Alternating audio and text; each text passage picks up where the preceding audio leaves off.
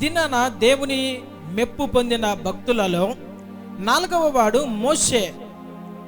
దైవజనుడైన మోషే గురించి దేవుడు చెప్పిన సాక్ష్యము ఏమిటంటే, ఈ మోషే మిక్కిలి సాత్వికుడంట, ఈయన నమ్మకమైన వాడు అని సాక్షాత్తు దేవుడే మోషే గారి గురించి ఆయన సాక్ష్యము పలికి ఉన్నారు. చూడండి, సంఖ్యాకాండము 12వ అధ్యాయము 3వ వచనము 7వ వచనం చదువుదాం. సంఖ్యాకాండము 12వ అధ్యాయము 3వ వచనము 7వ వచనము. యెహోవా ఆ మాట వినెను, యెహోవా ఆ మాట వినెను, మోషే భూమి మీదనున్న వారందరిలో మిక్కిలి సాత్వికుడు. 7వ వచనము. అతడు నా ఇల్లంతటిలో నమ్మకమైన వాడు. హల్లెలూయా. గట్టిగా చెబుతాం హల్లెలూయా. రెస్పాండ్ అవుతా ఉండండి. త్వరగా మనం వాక్యాన్ని క్లోజ్ చేసుకుందాం. చూడండి, దేవుడు అంటున్నాడు, మోషే అంట ఈ భూమి మీద ఉన్న వారందరిలో మిక్కిలి సాత్వికుడు అంట. ఎందుకు దేవుడు ఈ మాట చెప్పాడు? మోషే గురించి మనం తెలుసు కదా. మోషే ఐగుప్తులో ఉన్నప్పుడు అతడు కోపగాడు, భయంకరమైన కోపిష్టి. అక్కడున్న వారితో గలాట పెట్టుకునేవాడు. ఒక వ్యక్తిని నరహత్య చేశాడు ఈ మోషే. అయినప్పటికీ దేవుడు ఎందుకు ఈ మోషే గురించి మిక్కిలి సాత్వికుడు అంటున్నాడు? మిక్కిలి కోపిష్టి అనలేదు కదా దేవుడు. మిక్కిలి నమ్మకమైన వాడు అంటున్నాడంటే, నా దేవుని ప్రజలారా, ఒకానొక దినమున మోషే కోపిష్టి వాడే కావచ్చు, మోషే నరహంతకుడే కావచ్చు. అయితే ఇప్పుడు ఈ వ్యక్తి ఎందుకు మిక్కిలి సాత్వికుడు, నమ్మకమైన వాడుగా మార్చబడ్డాడంటే, దేవుని ప్రజల కొరకు ఇతడు తన్ను తాను తగ్గించుకున్నాడు కాబట్టి దేవుడి సాక్ష్యము పలుకుతున్నాడు. హల్లెలూయా. ఈ మోషే ఈ ఐగుప్తు ధనము కంటే, ఈ ఐగుప్తులో ఉన్న సుఖ భోగాల కంటే నా దేవుని ప్రజలతో నేను నింద అనుభవించుట నాకు మేలు అని సమస్తాన్ని విడిచిపెట్టి దేవుని ప్రజల కొరకు తనను తాను సమర్పించుకొని వచ్చిన వాడు మోషే. నా దేవుని ప్రజలారా, ఈ మోషే గారి గురించి దేవుడు మంచి సాక్ష్యం చెబుతున్నాడు. ఈయన అంటాడు 7వ వచనంలో, అతడు నా ఇల్లంతటిలో నమ్మకమైన వాడు అంటున్నాడు. ఏంటి ఇల్లు? ఏంటి దేవుని ఇల్లు? ఎందుకు దేవుడు ఇల్లు అనే మాట అక్కడ ప్రస్తావించాడు అని మనం గమనించినట్లయితే, హెబ్రీయులకు రాసిన పత్రిక 3వ అధ్యాయము 2వ వచనం చదివి తర్వాత 6వ వచనం చదువుదాం. దేవుని ఇల్లంతటిలో మోషే నమ్మకముగా ఉండినట్లు 6వ వచనము. అయితే క్రీస్తు కుమారుడై ఉండి ఆయన ఇంటి మీద నమ్మకముగా ఉన్నాడు. ధైర్యమును నిరీక్షణ వలని ఉత్సాహమును తుదమట్టుకు స్థిరముగా చేపట్టిన ఎడల మనమే ఆయన ఇల్లు. హల్లెలూయా, హల్లెలూయా. అర్థమవుతుందా వాక్యము? దేవుడు అంటాడు, ఈ మోషే నా ఇల్లంతటిలో నమ్మకమైన వాడు. ఇప్పుడు ఏంటి ఇల్లు అని మనం చూస్తే, మనమే ఆయన ఇల్లు. ఆమేన్, హల్లెలూయా. ఒక క్రైస్తవులు, దేవుని ప్రజలు, దేవుని సంఘము, దేవుని జనాంగము, పరిశుద్ధులే దేవుని ఇల్లు అని లేఖనం సెలవిస్తుంది. ఇప్పుడు నా ఇల్లంతటిలో నమ్మకమైన వాడని దేవుడు ఎందుకు అన్నాడంటే, ఆ దినాలలో ఈ యొక్క ఇశ్రాయేలు ప్రజలు ఐగుప్తు బానిసత్వంలో ఉన్నప్పుడు దేవుడు వారి మొరను విని వారిని ఐగుప్తు దేశములో నుండి కానాను చేర్చేదానికి ఈ కోపగాడైన ఈ మోషేని ఎన్నుకున్నాడు. అయితే ముందు కోపవాడుగా ఉన్నాడు, కానీ దేవుడు అతనిని ఎన్నుకున్న తర్వాత మిక్కిలి సాత్వికుడిగా మార్చబడ్డాడు. నా దేవుని ప్రజలారా, ఈ భూ ప్రపంచ చరిత్రలో మనము చూసినట్లయితే దాదాపు 20 లక్షల మంది ప్రజలను 40 సంవత్సరములు ఏకదాటిగా అరణ్యములో నడిపించిన ఒక కని విని ఎరుగని అద్భుతము బైబిల్ గ్రంథంలో లిఖించబడింది. 1, 2, 10 మంది కాదు. రోడ్డు రవాణా సౌకర్యం లేదు, తినడానికి తిండి, తాగడానికి నీళ్లు, మంచి సదుపాయాలు లేని భయంకరమైన ఆ ఘోరమైన మహారణ్యం అని బైబిల్ గ్రంథం సెలవిస్తుంది. ఆ మాట ఈ ఘోరమైన అరణ్యములో నడిపించడానికి ఈ మోషేను దేవుడు ఎన్నుకున్నాడు. ఈ మోషే దేవుని ఇల్లంతటిలో నమ్మకమైన వాడు అని ఎందుకన్నాడంటే, దేవుని ఇల్లైన దేవుని ప్రజలను అతడు నడిపించగలిగాడు. హల్లెలూయా. ఎంతో సహనము కలిగి నడిపించాడు. ఈ దినాన ఒక కుటుంబాన్ని మనం నడిపించాలంటే, ఈ దినాన ఒక సంఘమును మనం నడిపించాలంటే, లేదంటే ఒక పెద్ద జాయింట్ ఫ్యామిలీని మనం నడిపించాలంటే ఎంతో భయంకరమైన తలనొప్పి, ఎంతగానో ఓర్పు కావాలి. సతమతమైపోతుంటారు యజమానులు. అయితే 20 లక్షల మంది అంట, ఎన్ని వేల కుటుంబాలు ఉండవచ్చు, పిల్లలు పెద్దలు, ఎంతో ఆ అవసరాలు తీరలేని పరిస్థితి ఉన్నప్పుడు ప్రజలు తన మీద సనిగినా కూడా దేవుని ప్రజల కొరకు తన కోపాన్ని పక్కన పెట్టినవాడు మోషే. హల్లెలూయా. ఆయన ఇంటి మీద నమ్మకముగా ఆయన నడిపించాడంట. అందుకనే దేవుడు అంటాడు, ఇతడు మిక్కిలి సాత్వికుడు, నా ఇల్లంతటిలో నమ్మకమైన వాడు. హల్లెలూయా. నా దేవుని ప్రజలారా, దైవ సేవకులు దేవుని ప్రజల నిమిత్తము వారి కోప తాపాలను, వారికి ఉన్న ఆశలన్నీ కూడా అణుచుకొని వారి కొరకు మిక్కిలి సాత్వికులుగా మార్చబడతారు. బైబిల్ గ్రంథంలో మనం చూసినట్లయితే ఈ మోషే గారి యొక్క సహనము ఎలాంటిదని మనం చూస్తే నిర్గమకాండము 32వ అధ్యాయము 31 నుండి 33 వచనాల్లో మనము గమనించే సంఘటన ఏమై ఉన్నదంటే, ఆ దినాన దేవుడు మోషేని కొండపైకి పిలుస్తాడు. మోషే, నువ్వు కొండ ఎక్కి పైకి వచ్చేసేయ్, నేను నీకు శాసనము కలిగిన పలకలను ఆజ్ఞలను ఇస్తానన్నప్పుడు మోషే దేవునితో సమయం గడపడానికి 40 రాత్రింపగలు ఆ యొక్క కొండ మీద దేవునితో సహవాసం చేస్తున్న సమయంలో క్రింద ఉన్న ప్రజలు, అవిధేయత కలిగిన ప్రజలు ఏమంటున్నారంటే అహరోనుతో, అహరోను, మోషే వెళ్ళిపోయాడు కదా, అతడు వెళ్ళి 40 దినాలైంది, ఈ ఘోరమైన అరణ్యములో అతనికి తినడానికి తిండి లేదు, త్రాగడానికి నీరు లేదు, అతడు ఉండడానికి ఎలాంటి షెల్టర్ లేదు, అతడు బ్రతికున్నాడో చనిపోయాడో మాకు తెలియదు, కాబట్టి మమ్మల్ని నడిపించడానికి, మా ముందులో నిలబడడానికి ఒక దేవుడు దేవత మాకు కావాలని ఎంతగానో ఒత్తిడి చేశారు అహరోనుని. అహరోను అన్ని లక్షల మందికి ఏ సమాధానము చెప్పాలో అర్థము కాని పరిస్థితులు అంటున్నాడు, మీ పిల్లల మీద, మీ భార్యల మీద ఉన్న ఆ బంగారునంతా తీసుకొని వచ్చి నా చేతికి మీరు ఇస్తే మీ కొరకు నేను ఒక విగ్రహాన్ని తయారు చేస్తాను, అప్పుడు మీరు దాన్ని దేవుని దేవతగా పూజించవచ్చు అని చెప్తారు. ప్రజలు కూడా అలాగే చేసి ఆ బంగారంతటి నువ్వు తీసుకొని వచ్చి అహరోనుకి ఇచ్చినప్పుడు అహరోను పోత పోసిన బంగారు ఒక దూడను వారి కొరకు తయారు చేశాడు. వారి కొరకు తయారు చేసి దేవునికి భయంకరమైన కోపము పుట్టించే విగ్రహారాధనను వారు చేసి ఆయన కోపమును రేపగా ఈ మోషే యొక్క తగ్గింపు సాత్వికము మనకు కనబడుతుంది. నా దేవుని ప్రజలారా, ఈ మోషే ఏమంటాడు తెలుసా? దేవుని కోపాన్ని రేపినప్పుడు ఆయన అంటాడు, ఈ ప్రజలందరినీ కూడా నేను నాశనము చేయాలనుకుంటున్నాను. నిజమైన దేవుణ్ణి, రోషము కలిగిన దేవుణ్ణి నన్ను విడిచిపెట్టి వీరు తమ చేతితో చేసుకున్న ఆ పోత విగ్రహాన్ని తమకు దేవునిగా చేసుకొని ఆరాధిస్తూ ఆర్భాటం చేస్తున్నారు. మోషే, నువ్వు అడ్డు రాకు, వారిని నేను నాశనము చేస్తాను, ఈ అరణ్యంలో వారిని మట్టు పెడతాను అన్నప్పుడు మోషే ఏమన్నాడంటే, అయ్యా, దయతో వారి మీదకి ఆ కోపము రానియకు, ఆ ఉగ్రత వారి మీదకి రానియకు, నీవు ఒకవేళ వారిని నాశనము చేయాలనుకుంటే వారికి అడ్డుగా నేను నిలబడతాను, నీవు రాసిన నీ గ్రంథంలో నేను నా పేరును తుడిచివేయి అంటాడు.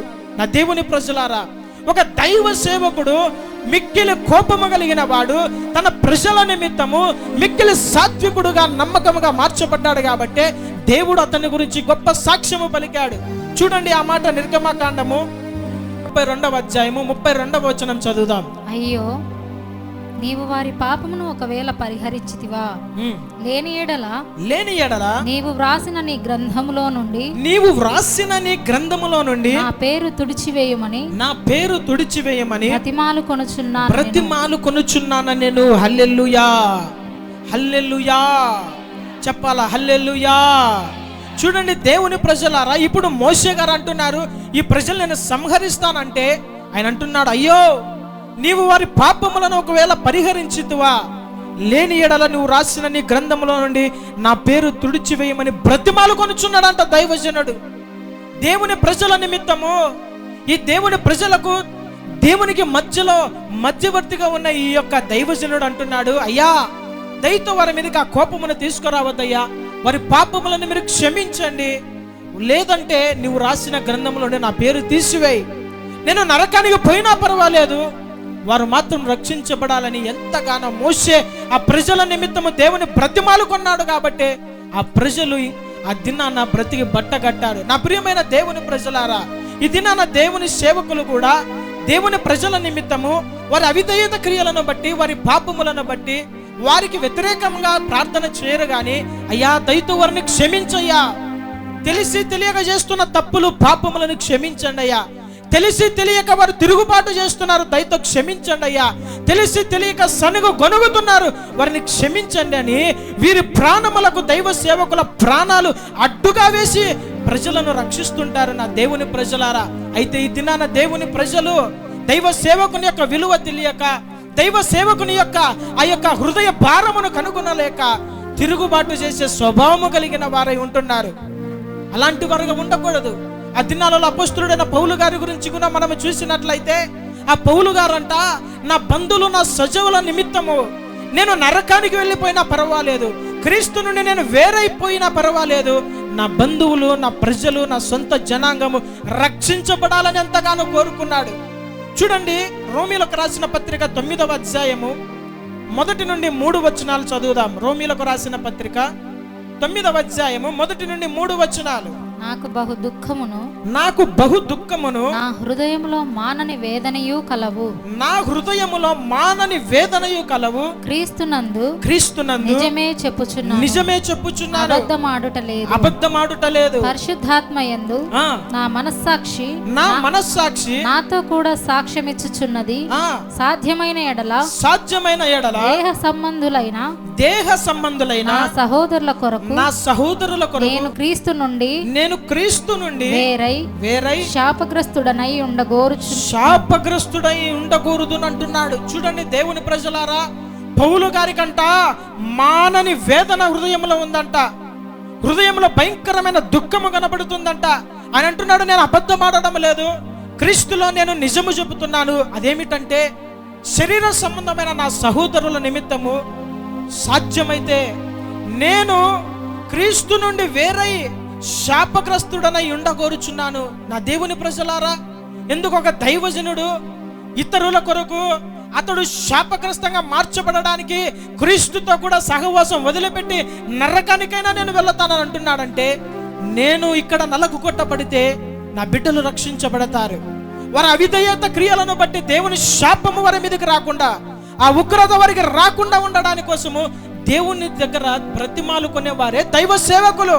ఇది నా నిజంగా ఇక్కడ చాలా మంది ఇంకా బ్రతికున్నారంటే, ఇంకా దేవుని ఉగ్రత వారి మీదకి రాకుండా ఉన్నది అంటే, నీ దైవజనుడు నీ కోసం చేస్తున్న ప్రార్థన, నీ భక్తిని, శక్తిని, డబ్బుని, ధనముని, అందము కాదు కానీ నీ దైవజనుడు నీ కొరకు ఆయన బ్రతిమాలుకుంటున్నాడు దేవుని దగ్గర. అయ్యా ఇంకొంచెం సమయమే అయ్యా, వారు ఇంకా తెలుసుకుంటారు. తెలియక అవిధేయత క్రియలు చేస్తున్నారయ్యా, తెలియక శాపగ్రస్తమైన జీవితం జీవిస్తున్నారయ్యా, దయతో ప్రభువా వారిని క్షమించని దైవ సేవకుడు వారి ప్రాణాన్ని నీ కొరకు అడ్డు వేస్తున్నారు. కాబట్టి ఇంకా నీవు మనుగడ సాగిస్తున్నావు. లేదంటే ఏ దినానో దేవుని ఉగ్రత పాత్రుని కావాల్సింది. దేవుని ప్రజలారా, ఈ దినాన దైవ సేవకులను విశ్వాసులు ఎన్ని అన్నా కూడా విని విననట్లు, చూచి చూడనట్లు వారు చేస్తున్న ప్రవర్తన ద్వారా, ఎంతగా వారి ప్రవర్తన ద్వారా కావచ్చు, మాటల ద్వారా కావచ్చు, క్రియల ద్వారా కావచ్చు, వారు ఎంతగా వారిని బాధ పెడుతున్నా, వారిని ఎంతగా గాయపరుస్తున్నా కూడా అవన్నీ ఏవి పట్టించుకోకుండా ఆత్మ గౌరవాన్ని పక్కన పెట్టి, మనస్సాక్షిని వారు పక్కన పెట్టి మీ కొరకు ప్రాకులాడుతూ, మీ ఆత్మలు రక్షించబడాలి, నశించిపోకూడదని మీ వెంట పడుతూ, మీకు సారీలు చెప్తూ, మీకు క్షమాపణలు కోరుకుంటూ ఇంకా నీ వెంట పడుతున్నారంటే నీ ఆత్మ నశించిపోకూడదనే. దైవ సేవకులు కోప తాపాలు లేవని కాదు కానీ కేవలం నీ ఆత్మ ఉగ్రత పాలు కాకూడదనే నీ కొరకు తగ్గించుకుంటున్నారు. నువ్వు మాట్లాడే మాటలు వారి చెవున పడినప్పుడు కోపము తెచ్చుకోలేదు కానీ నీ ఆత్మ వారికి చాలా ఇంపార్టెంట్. నువ్వు తిట్టే తిట్లు, నువ్వు మాట్లాడే మాటలు, నువ్వు చేస్తున్న వ్యతిరేకమైన కార్యములు, నీ ప్రవర్తన ద్వారా నువ్వు జరిగించే అతిక్రమ కార్యములు వారికి వ్యతిరేకమైన కార్యాలు కాదు. వారికి కావలసింది నీ ఆత్మ రక్షించబడాలి. దేవుడు అప్పచెప్పారు కదా, ఒక ఆత్మ దైవ సేవకునికి ఆత్మ ఎలాగైనా రక్షించబడాలని వారి వెంట పరిగెడుతూ ఆత్మ కొరకు వారు పరిగెడుతున్నారు. నా దేవుని ప్రజలారా, ఒక మాట జ్ఞాపకం చేసుకునండి. దైవ సేవకులు ఎప్పటికీ కూడా విశ్వాసుల మెప్పు కోరో, వారి సాక్ష్యము కోసమో కాకుండా ఒక దినాన దేవుడు అన్నాడు కదా మోషే గురించి సాక్ష్యం ఇచ్చినట్లు, ఆయన మమ్మల్ని గురించి ఒక దినాన పరలోకంలో సాక్ష్యం ఇవ్వాలని ఆ సాక్ష్యము కొరకై మీ వెంట పరిగెడుతున్నాము. మీ వెంట పరిగెడుతూ మీ ఆత్మలను కాస్తూ మీరు ఎలాగైనా మిమ్మల్ని నిందారహితముగా ఆయన ఎదుటగా పరిశుద్ధులుగా, మచ్చ మలినము డాగు లేని వారుగా, ముడత అలాంటిది ఎలాంటిది లేని వారంగా ఆయన ఎదుట నిలబెట్టాలని మాకున్న బాధలు, అనారోగ్యాలు, శ్రమలు, ఆర్థిక సమస్యలు, నిద్రలేమిలి అన్ని కూడా విడిచిపెట్టి మీ వెంట పరిగెడుతూ మీ కొరకు ప్రాకులాడుతున్నాం. సిగ్గును విడిచిపెట్టాం. ఏమనుకున్నా పర్వాలేదు, ఈ ఆత్మ నశించిపోకూడదని దైవ సేవకుడు నీ వెంట పరిగెడుతున్నాడు, నీ వెంట పడుతున్నాడంటే డబ్బు కోసము కాదు, నీ యొక్క ఆస్తి కోసము కాదు, నువ్విచ్చే డబ్బు దశమ భాగాలు నువ్వు పెట్టే తిండి కోసము కాదు. నీ ఆత్మ నశించిపోకూడదని ఒక భారము కలిగిన వారు ఆ భారము దేవుడు పెట్టాడు కాబట్టి ఇంకా నీ వెంట పరిగెడుతూ ఉన్నారు. ఎన్ని మాటలు మాట్లాడినా కూడా పట్టించుకోవడం లేదు, ఎన్ని మాటలు మాట్లాడినా కోపగించుకోవడం లేదు, అవిధేయత క్రియలను బట్టి బాధపడడం లేదు. నా దేవుని ప్రజలారా, ఈ దినాన చాలా మంది దైవ సేవకుల గురించి చెడు ప్రచారం భయంకరంగా చేస్తున్నారు. ఒకరితో ఒకరు దుమ్మెత్తిపోస్తున్నారు దైవ సేవకుల గురించి. అయినా కూడా అవన్నీ మరలా తిరిగి అడగడానికి వారికి శక్తి లేక కాదు, నోరు లేక కాదు. అడిగితే మరలా వారు ఎక్కడ బాధపడి మరలా మాతో కలిసి ఎలాగ ఉండలేరు, మొహమాట పడతారని దిగమింగుకొని నవ్వుతూ మీతో ముచ్చటిస్తున్నారు దైవ సేవకులు. వారి యొక్క హృదయ బాధను నువ్వు ఒకసారి గమనిస్తున్నావా? ఇది నా సంఘానికి, సంఘ సేవకులకు వ్యతిరేకంగా ఎన్ని కార్యాలు చేస్తున్నా, నేను ఇంకా బాగానే ఉన్నా కదా, నా ఆర్థిక పరిస్థితి బాగానే ఉంది కదా, నా ఈ యొక్క శరీరము బాగానే ఉంది కదా, నాకు ఇంకా దేవుని ఉగ్రత రాలేదు అని విచ్చలవిడిగా ప్రవర్తిస్తున్నావు. అయితే ఒకటి జ్ఞాపకం చేసుకో, నువ్వు ఇంకా ఆ పాపము చేస్తూ దైవ సేవకులకు వ్యతిరేకంగా మాట్లాడుతూ వారికి అవిధేయత చూపిస్తూ నువ్వు ఇంకా బాగున్నావంటే నీ భక్తి కాదు, నువ్వేదో భక్తిమంతుడు అని కాదు. నువ్వు తప్పు చేస్తున్నావు, దేవుని ఉగ్రత నీ మీదకి రావలసి ఉన్నది. ఆ సమయంలో దైవ సేవకుడు నీకోసము క్షమాపణతో కూడిన ప్రార్థన, తగ్గింపు హృదయంతో కూడిన ప్రార్థన, భారభరితమైన హృదయంతో కూడిన ప్రార్థన నీ కొరకు చేస్తున్నాడు. కాబట్టి నువ్వు ఇంకా సజీవముగా బ్రతుకుతున్నావు, ఇంకా దేవుని సన్నిధిలో నువ్వు కనబడి ఆరాధిస్తున్నావు. నీ భక్తి నీ శక్తి కాదు, నీ కొరకు తన్ను తాను తగ్గించుకొని మిక్కిలి సాత్వికమైన మనసు కలిగిన దైవజనుడు నీ కోసము ప్రార్థన చేస్తున్నాడు. నీ ప్రాణము కొరకు తన ప్రాణమును అడ్డు వేస్తున్న దైవ సేవకుడు నీ కొరకు ఉన్నాడు. కాబట్టే ఇంకా నువ్వు చెల్లిస్తున్నావు. జాగ్రత్త, అది మర్చిపోకూడదు. క్రైస్తవులు, దేవుని బిడ్డలు, ఆ దినాన మోషే ఇశ్రాయేలీల ప్రజల కొరకు నా పేరు నా జీవ గ్రంథముల నుండి తుడిచివేయన్నప్పుడు దేవుడు ఆ ఉగ్రత వారి మీదకి రాకుండా ఆపినట్లు ఈ దినాన దైవ సేవకులు అవిధేయులైన లోబడని తరము క్రైస్తవుల కొరకు ప్రార్థనలు చేస్తున్నారు. కాబట్టే క్షమించే హృదయంతో ప్రార్థన చేస్తున్నారు. కాబట్టే ఇంకా నీ జీవితంలో దేవుని ఆశీర్వాదాన్ని నువ్వు అనుభవిస్తున్నావు. లేదంటే ఏ దినమో శాపగ్రస్తమైన జీవితము, దేవుని యొక్క ఉగ్రత నీ మీదకి వచ్చి సాతాను నిన్ను జల్లించవలసినది. ఆ దేవుని ప్రజలారా, ఎందుకు మోషే మిక్కిలి సాత్వికుడు, దేవుని ఇల్లంతటా నమ్మకమైన వాడంటే తనను తాను దేవుని ప్రజల కొరకు కోపాన్ని, తాపాన్ని అన్ని కూడా విడిచిపెట్టుకొని, ఐశ్వర్యాన్ని విడిచిపెట్టుకొని దేవుని ప్రజలతో నింద అనుభవించడానికి ఇష్టపడ్డాడు. రెండవది, నమ్మకముగా 40 సంవత్సరాలు దేవుని ప్రజలను అరణ్యములో నడిపించగలిగాడు. ఇది నాన్న దైవ సేవకులు కూడా అదే పని చేస్తున్నారు.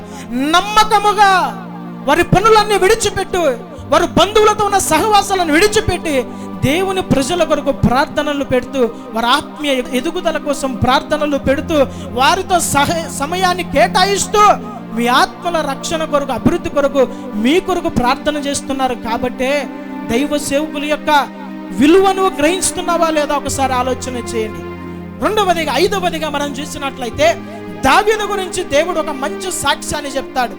దావీదు ఎలాంటి వాడంటే అతడు నా ఇష్టానుసారుడైన మనుష్యుడంట.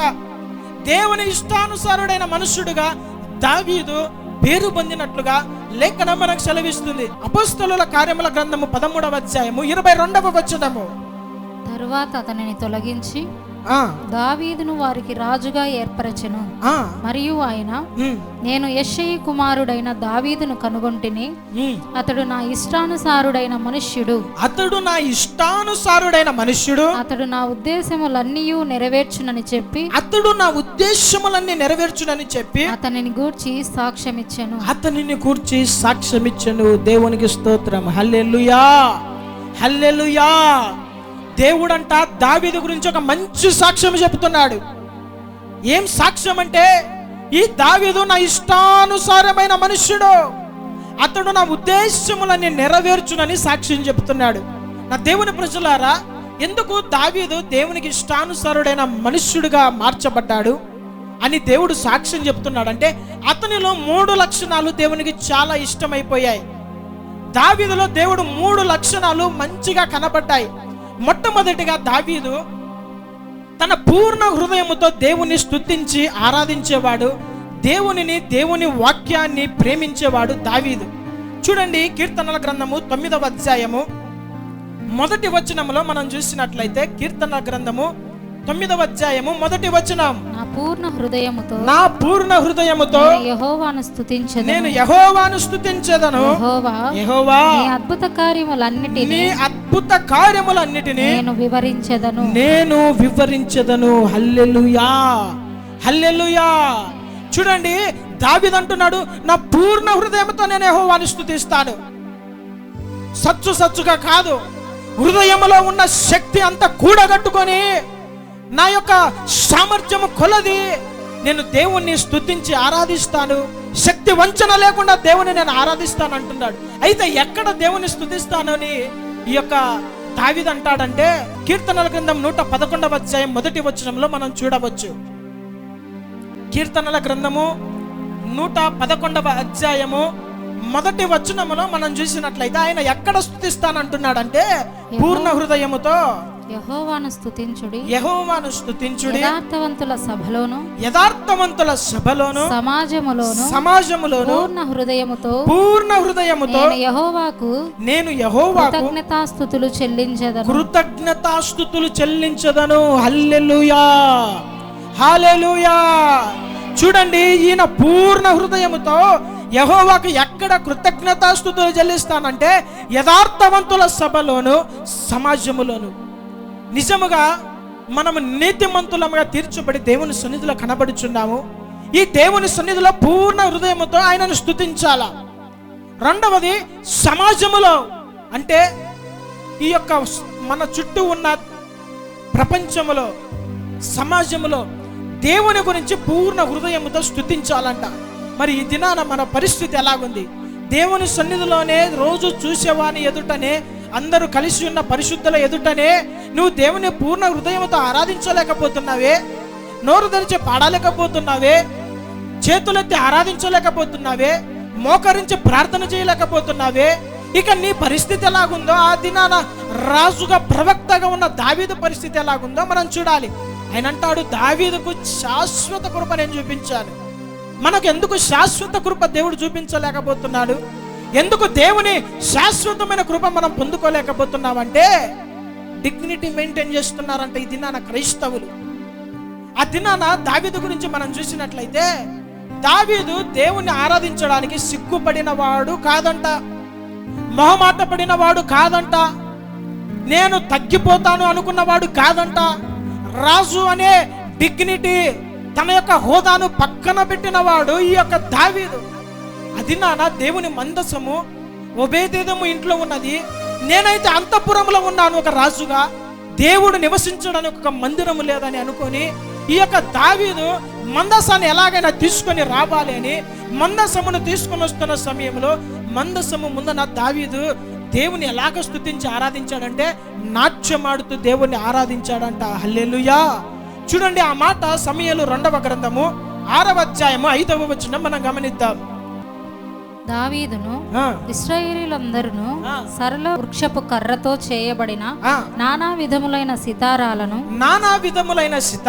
స్వరమండలములను తంబురలను మృదంగములను పెద్ద తాళములను వాయించుచు యెహోవా సన్నిధిని నాట్యమాడుచుండెను. హల్లెలూయా. హల్లెలూయా.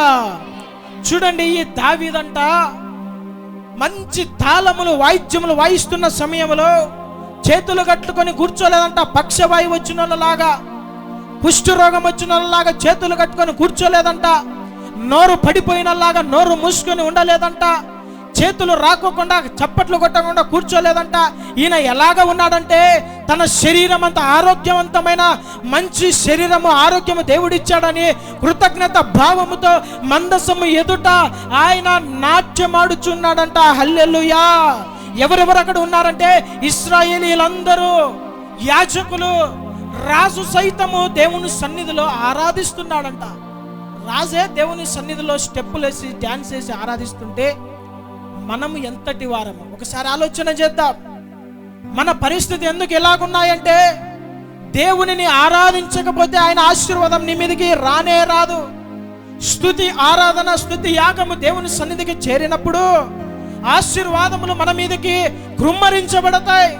ఈ దినాన స్తుతించడానికి నువ్వు సిగ్గుపడుతున్నావే, దావీదు ఆ దినాన సిగ్గుపడినట్లయితే దావీదు గురించి ఈ దినాన మనము చరిత్రను చదివేవారమా? దావీదు యొక్క కుటుంబము రాజులుగా ఉండకపోరు అని దేవుడు ఆ మాట అనేవాడా?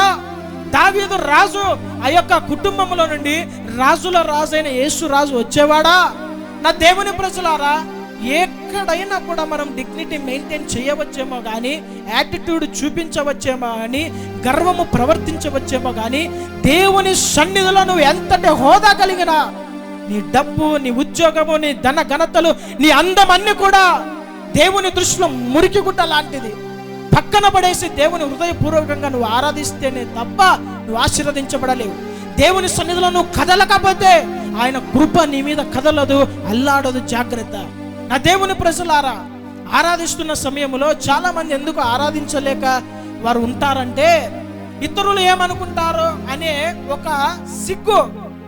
దావీదు రోడ్డు మీద, సంఘములో కాదు, దారులలో రాజ్యమంతా చూస్తున్నప్పుడు డాన్స్ వేసి నాట్యమాడి దేవుని నామాన్ని గణపరిచారంట.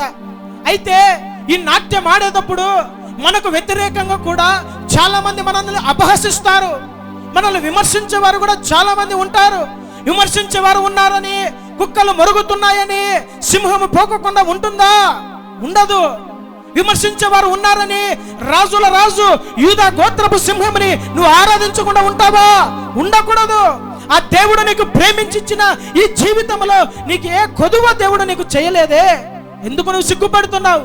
మనుషులు నిన్ను కాపాడుతున్నారా? మనుషులు నీ అవసరాలు తీరుస్తున్నారా? మనుషులు నిన్ను ఆదరిస్తున్నారా? దేవుడే కదా నీకు సమస్తము. ఆ దేవుని ఆరాధించడానికి సిగ్గుపడతావా? ఆ దినాన కూడా దావీదును బయట వారు ఎవరేమనలేదు కానీ లోపల వారు అన్నారంట. ఎవరన్నారు? తన సొంత భార్య అయిన మీకాలు అనిందంట. ఏమని? వీడు పిచ్చోడ్లాగే ఎగురుతున్నాడు, వాని వస్త్రములు ఊడిపోతున్నాయి, వీనికి కొంచెము కూడా సిగ్గు లేదు, రాజుననే ఇంకిత జ్ఞానము లేకుండా ప్రజలందరి ముందన నాట్యం ఆడుతూ ఎంతగానో అపహాస్యముగా మార్చబడుతున్నాడని ఈ మీకాలు తన హృదయములో దావీదును గురించి ఎంతగానో నసుక్కున్నదంట. అయితే విమర్శించేవారు ఉంటారు, హేళన చేసేవారు ఉంటారు. నువ్వు హృదయపూర్వకంగా నాట్యమాడుతూ నువ్వు దేవుని ఆరాధించే సమయంలో నిన్ను చూసి నవ్వేవారు ఉంటారు. వారు అవమానపరుస్తారని, నవ్వుతారని దావీదు ఆగిపోలేదు. అదినాన మనం చూసినట్లయితే ఈ మీకాలు ఆ యొక్క దావీదు రాజును ఎంతగానో మనసులో హీనపరిచిందంట. అయితే నేను ఒక మాట చెప్తాను, మనుషులకు భయపడి బెదిరిపోయి వారు ఏమనుకుంటారో వీరేమనుకుంటారో అని నీ దేవుని నువ్వు ఆరాధించడం మానివేయకు. అయితే విమర్శించే వారి మీదికి దేవుని యొక్క ఉగ్రత మెండుగా నిండుగా కృమ్మరించబడతాది. ఆశీర్వాదం కాదు, దేవుని ఉగ్రత మెండుగా నిండుగా కృమ్మరించబడతాదంట. దావీదు యొక్క భార్య అయిన మీకాల మీదకి దేవుని ఉగ్రత వచ్చిందా రాలేదా? వచ్చిందా? ఏ ఉగ్రత? తన గర్భము మూయబడిందంట, గొడ్రాలుగా మార్చబడింది. నీ జీవితంలో నీ ఆశీర్వాదాలను ఆపేది ఏంటంటే నీ సొంతంగా నీ చేతులారా చేసుకునేదే. వాడేమనుకుంటాడో వీడేమనుకుంటాడో, వారు ఏమి హేళన చేస్తారో వీరేమి హేళన చేస్తారో అని నీ సృష్టికర్త నువ్వు ఆరాధించలేకపోయావా? ఒకటి, నీ ఆశీర్వాదాన్ని నీ చేతులారా నువ్వు పోగొట్టుకుంటావు. రెండవది, విమర్శించేవారు దేవుని యొక్క ఉగ్రత నీ మీదకి వస్తుంది. జాగ్రత్త.